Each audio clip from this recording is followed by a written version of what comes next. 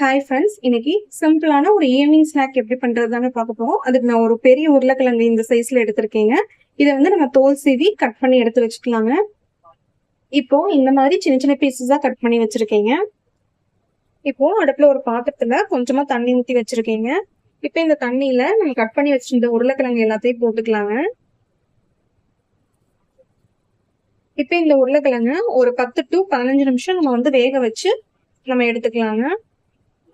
இப்ப பாருங்க, உருளைக்கிழங்கு வந்து நல்லா வெந்துருச்சுங்க. இப்ப நம்ம அடுப்பை ஆஃப் பண்ணிட்டு இது தனியா ஒரு பவுலுக்கு மாத்திக்கலாங்க. இப்போ இந்த உருளைக்கிழங்கு ஆறுனதுக்கு அப்புறம் இதை நம்ம நல்லா மசிச்சு எடுத்துக்கலாங்க. இப்ப பாருங்க, உருளைக்கிழங்கு வந்து நான் இந்த அளவுக்கு மசிச்சு எடுத்திருக்கேங்க. இப்ப இது கூட நம்ம ஒரு 10 ஸ்பூன் அளவுக்கு கார்ன்ஃபிளவர் மாவு சேர்த்திக்கலாங்க.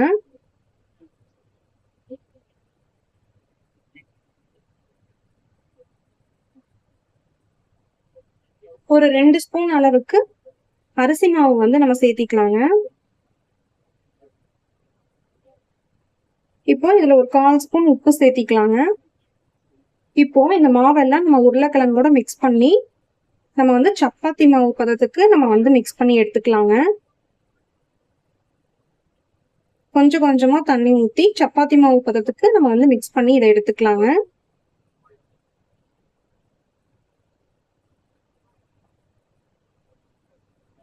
இப்ப பாருங்க, இந்த அளவுக்கு நான் வந்து நல்லா மசிச்சு நல்லா வந்து பிசைஞ்சு எடுத்து வச்சிருக்கோங்க.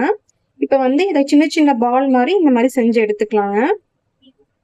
இப்போ இந்த மாதிரி சின்னதா உருண்டையா பண்ணினதுக்கு அப்புறம் நம்ம சின்ன பாட்டில் இருந்ததுன்னா அதை வந்து இந்த மாதிரி ஷேப்புக்கு இந்த மாதிரி பண்றதுக்கு யூஸ் பண்ணிக்கலாங்க. இப்ப பாருங்க, அழகான இந்த மாதிரி ஒரு ஷேப் வந்துருக்கு.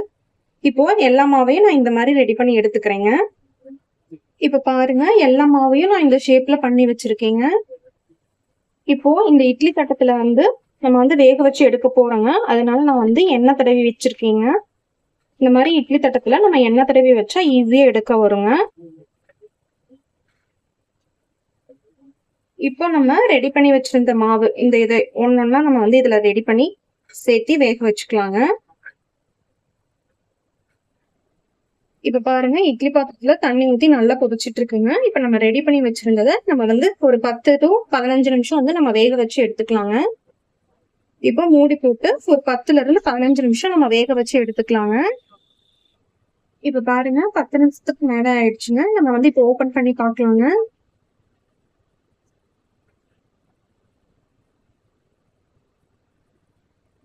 பாருங்க, நல்லா வெந்திருக்குங்க. இப்ப வந்து இதை நம்ம தனியா ஒரு பவுல்ல மாத்தி வச்சுக்கலாங்க. இப்ப பாருங்க, நான் எல்லாமே எடுத்து தனியா ஒரு பவுலுக்கு மாத்திட்டேங்க. இப்போ அடுப்புல ஒரு தவா வச்சிருக்கேங்க. இதுல வந்து ஒரு 2 ஸ்பூன் அளவுக்கு நான் வந்து எண்ணெய் சேர்த்திக்கிறேங்க. இப்போ எண்ணெய் காஞ்சதும் 3 பல் பெரிய பூண்டு சின்ன சின்னதா கட் பண்ணி வச்சிருக்கீங்க, இதை சேர்த்திக்கலாங்க.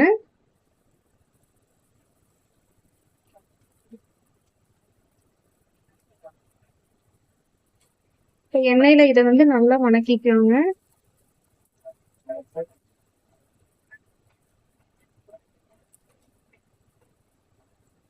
இப்போ 1/4 டீஸ்பூன் அளவுக்கு மிளகாய்த்தூள் எடுத்திருக்கீங்க. வந்து காஷ்மீரி மிளகாய்த்தூள் எடுத்திருக்கீங்க. காரம் வந்து கம்மியா தாங்க சேர்த்திருக்கேன், குழந்தைங்களுக்கு சாப்பிட்றதுக்காக.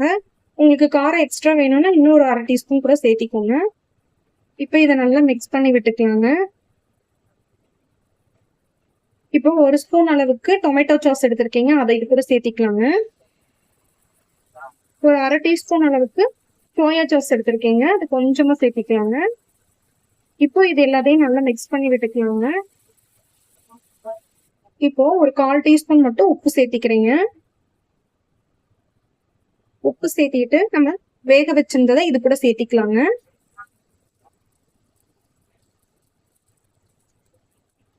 இப்போ மசாலாலாம் நல்லா படுற மாதிரி நம்ம வந்து நல்லா கலந்து விட்டுக்கலாங்க. இப்போ இதுல சின்ன சின்னதா கட் பண்ணி வச்சிருந்த கொத்தமல்லி இலையை வந்து சேர்த்திக்கலாங்க. சேர்த்தி இதை நல்லா கலந்து விட்டுக்கலாங்க. ஸ்கூல் விட்டு வர குழந்தைங்களுக்கு இந்த மாதிரி செஞ்சு கொடுத்தீங்கன்னா நல்லா விரும்பி சாப்பிடுவாங்க. ரொம்ப நல்லா டேஸ்டா இருக்குங்க. அவ்வளவுதாங்க. இப்போ இதை நம்ம சர்வ் பண்ணிடலாங்க. அவ்வளவுதாங்க, 5 மினிட்ஸ்லயே நம்ம வந்து ரெடி பண்ணியாச்சுங்க இந்த ஈவினிங் ஸ்நாக்ஸ். நீங்க கண்டிப்பா குழந்தைங்களுக்கு கொடுங்க, ரொம்ப நல்லா இருக்குன்னு சொல்லுவாங்க. ஓகேங்க. இது எப்படி இருக்குன்னு பார்த்துட்டு நீங்க ட்ரை பண்ணி பாருங்க. எப்படி இருக்குன்னு கமெண்ட் பண்ணுங்க. மறக்காம நம்ம சேனலை சப்ஸ்கிரைப் பண்ணிக்கோங்க. தேங்க்யூ.